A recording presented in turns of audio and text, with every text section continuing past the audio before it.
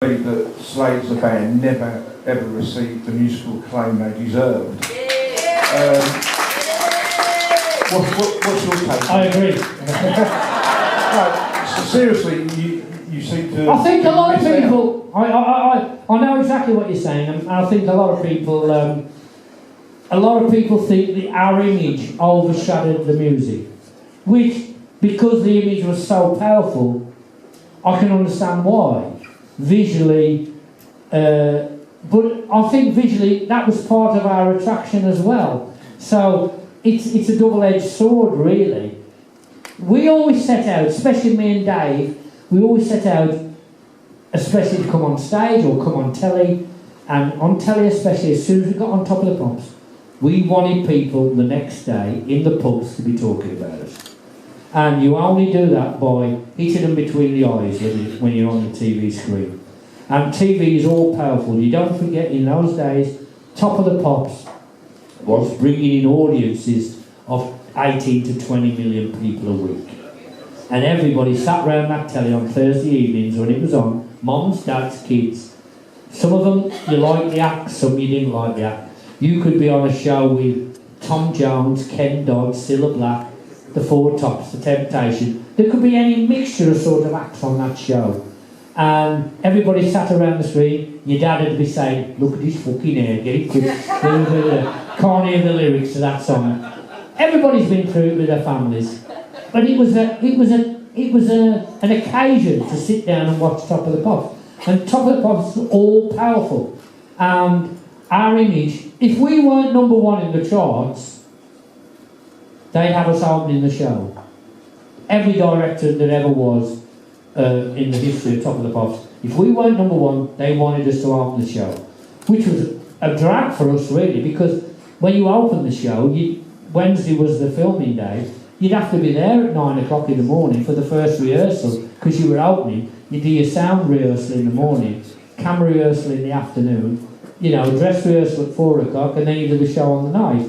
So we were there all day, which took, longer to get pissed, quite frankly, by the time we did the show on the night. Hey, we did all right, yeah. And, but it was a part of our thing. But, as I said before, Jim hated that sort of thing. He wanted the music to seep through. And the music did seep through. But we had to have the image to go along with it, because all our heroes had done that, especially mine and Dave's point of view. Elvis had done it. Little Richard had done it. The Beatles had done it. The Stones had done it. The Kinks had done it. The Who had done it. All these bands that had been before us. It was image as much as music. And we wanted that as well. We didn't just want the music. The music was fine and dandy. We wanted an image to back it up and to stick in people's minds. But, as you say, it did probably cripple our musical integrity in inverted commas. But people who know, like people who bought and know the music, even musicians and bands in every era since us who've been influenced by us. You won't know Gallagher on there talking about it. He's, I've spoken to him many times about it. Bands in America especially, the influence musically we had on them, not necessarily the image. We were 10 years before our time in America. That's why we never cracked it big in America. In the 80s, we cracked it. Sorry. But most bands in the 80s breaking through America were doing what we did in the 70s. But the Yanks weren't ready for it then. And radio played then in America. We couldn't get Come On Feel the Noise played on AM radio or Mama Or Crazy. Too rarely they were playing James Taylor. They were playing Carole King, they were playing the Eagles, they were playing soft rock. We couldn't get our stuff played. In certain areas we did. In certain areas we had number one records. But we got played on FM radio, which was rock stations.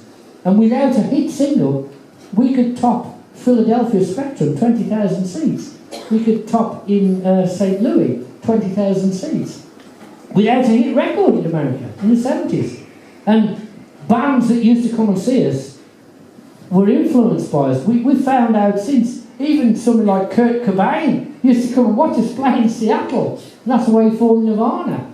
Kiss used to come and see us in New York, and that's why they formed Kiss. The Ramones used to come and see us in New York, that's why they formed the Ramones. You only find this later, when you meet these bands later on in your career, and they say, you were the first band we saw, this is why we formed a band. So, really, in terms of historically of people thinking musically, we haven't got the respect. We've got the respect from the people we care about. It's as simple as that.